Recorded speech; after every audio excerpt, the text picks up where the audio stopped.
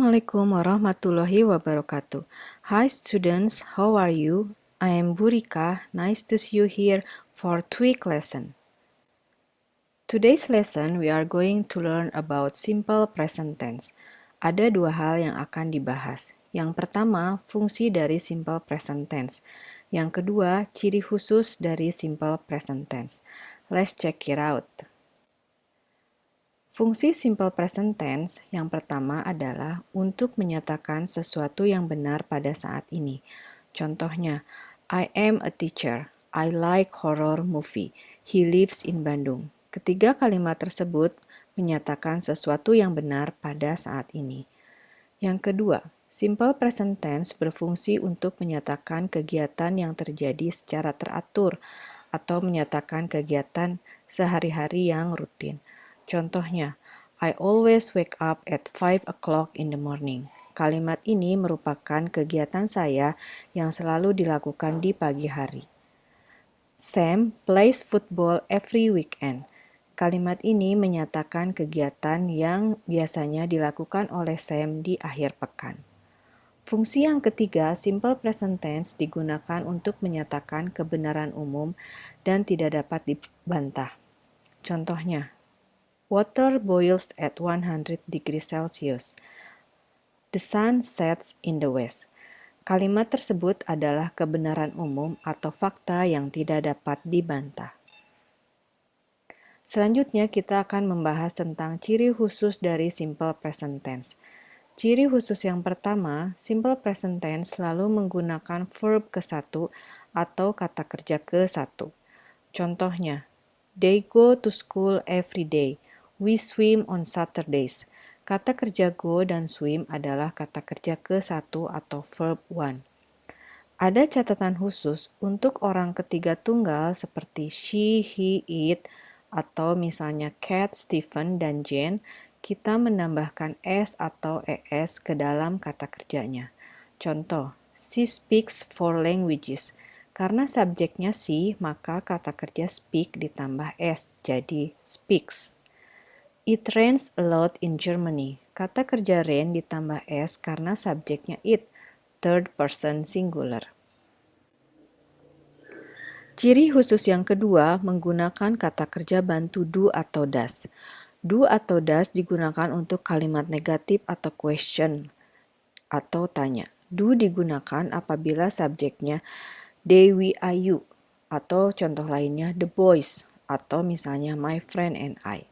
Untuk kalimat negatif, do ditambah kata not dan ditempatkan sebelum kata kerja. Contohnya, they don't go to school every day. The boys don't swim on Saturdays. Sedangkan untuk kalimat tanya, do ditempatkan di awal sebelum subjek dan verb. Contohnya, do they go to school every day? Do the boys swim on Saturdays? Does digunakan apabila subjeknya she atau it. Sama halnya dengan do, does dalam kalimat negatif ditambah kata not dan ditempatkan sebelum kata kerja. Untuk kalimat tanya, does ditempatkan di awal sebelum subjek dan verb. Nah, tapi jangan lupa ya, kata kerja di kalimat negatif dan tanya tidak ditambah s atau es. Kenapa? Karena sudah diwakili oleh does.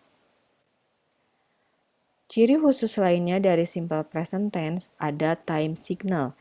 Time signal yang pertama adalah adverb of time atau keterangan waktu. Keterangan waktu yang biasa digunakan untuk simple present misalnya ada kata every, seperti every day, every year, every morning, dan seterusnya. Kemudian juga ada keterangan waktu seperti in the morning, twice a day, once a year, dan lainnya. Contoh, we go to Bali once a year. Keterangan waktu yang dipakai di kalimat ini once a year, setahun sekali. He waters the garden in the morning. Keterangan waktunya in the morning, di pagi hari. Keterangan waktu ini diletakkan atau dipakai di akhir kalimat, tapi bisa juga diletakkan di awal kalimat. Time signal berikutnya adalah adverb of frequency atau keterangan perulangan. Misalnya, keterangan perulangan always yang artinya selalu, often sering, usually biasanya, seldom jarang, sometimes kadang-kadang, dan lain-lain.